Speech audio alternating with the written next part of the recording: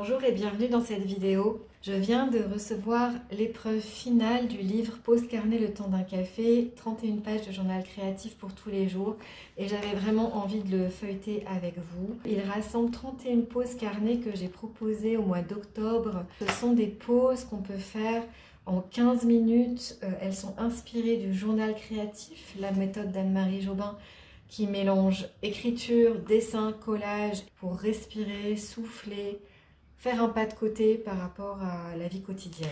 Je vais vous montrer en même temps le cahier dans lequel j'ai fait ces propositions. Alors là, on a le sommaire des 31 propositions. Une de mes pauses chouchou, c'est la 1.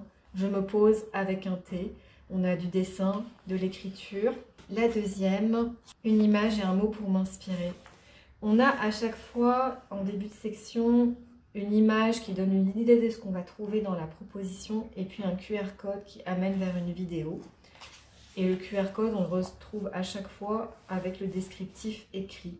On a parfois de l'écriture spontanée simple avec une amorce qu'on répète comme dans ma liste d'envie.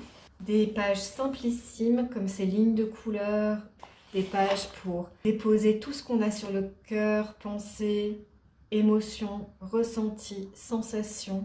Des pages de plaisir créatif avec une image, de l'écriture spontanée, on prolonge avec un peu de dessin, la peinture au bout des doigts, des pages de gratitude comme celle-ci.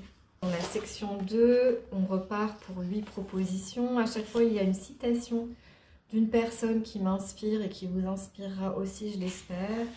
De nouveau, une vue d'ensemble des 8 propositions de la section. Et ensuite, un descriptif écrit détaillé et un QR code vers la vidéo. Avec un collage bien-être, une pause, dessin, présence, une image pour clarifier, une cape de douceur avec du collage, un animal à la rescousse, une image qui parle, donc une bulle de parole à côté d'une image, c'est tout simple. Allez voir derrière la page, une page de centrage, revenir au centre, toute simple. Et on passe à la section 3. Une page avec une citation qui fait du bien. Là, c'est du matériel qui fait du bien, le matériel créatif qu'on utilise peu ou jamais. Laisser parler la nature, un élément de la nature. Et si, ouvrir les possibles avec une amorce d'écriture, un collage que j'ai appelé la sagesse des images. En journal créatif, on vient chercher notre sagesse intérieure, je vais réussir à le dire. Et donc les images sont un détour pour mieux écouter notre voix intérieure. Et une tache de couleur, coller un mot, prolonger avec un peu d'écriture, laisser émerger une prise de conscience, déposer les préoccupations qu'on a. Ça c'est aussi quelque chose qui est très précieux en journal créatif. On peut tout noter en écriture illisible, se défouler, se décharger sur la page et ajouter de la couleur ensuite, pas pour effacer, au contraire pour donner de l'espace à ce qui nous préoccupe. Un gribouillis qui parle. Et la dernière section avec 7 propositions. Et ici, il y a la playlist des vidéos complètes. Une image qui fait du bien, on prend une image, on la prolonge, on écrit quelques mots. C'est une inspiration d'Anne-Marie Jobin dans son livre que j'adore, Mon cahier mieux-être. Une page que j'aime beaucoup aussi faire régulièrement, c'est Fière de moi. Ce qui me fait du bien, un collage avec un peu d'écriture, tout le temps du monde, une ouverture des possibles, laisser couler, c'est des crayons aquarellables dilués, quelques mots, une image très simple. Et à la fin, je propose une façon de revisiter une série de pages. Si on a fait les propositions, on a une 30aine de pages, mais c'est pas la peine d'avoir tout fait. On vient glaner 32 mots, on les réduit à 16, à 8, puis à 4.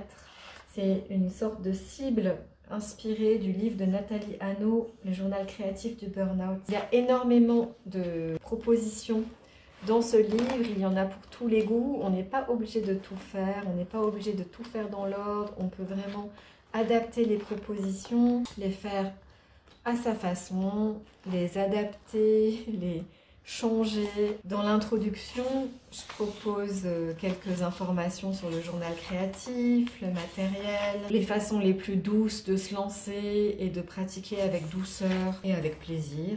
Et je partage un peu mon histoire avec le journal créatif parce que pour développer une pratique régulière qui me fait beaucoup de bien, je suis passée par les tutos vidéo.